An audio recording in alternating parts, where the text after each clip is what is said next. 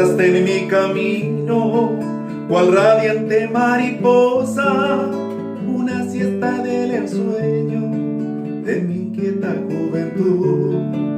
Y al tenerte ante mis ojos, tan divina y tan hermosa, desde que el mismo momento mi delirio fuiste tú. En la brisa jugueteando, te posabas cerca mío, esperando que inocente me acercara yo hasta ti.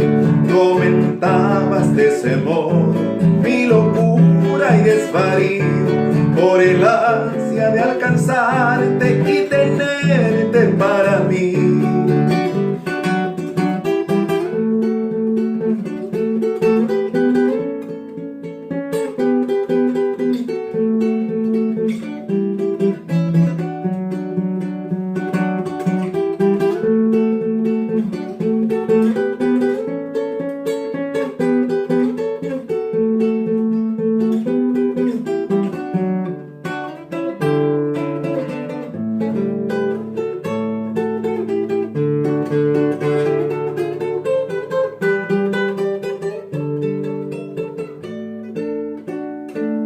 Una tarde pude asirte de tus alas brevemente, mariposa del ensueño, para darte mi querer.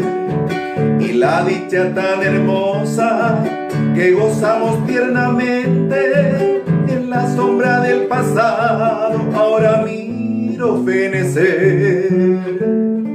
Hoy ya lejos de tu lado, solo añoro aquellos días de floridas ilusiones que no han de volver ya, mientras dicen estos versos con dolor el alma mía que el amor que ayer viví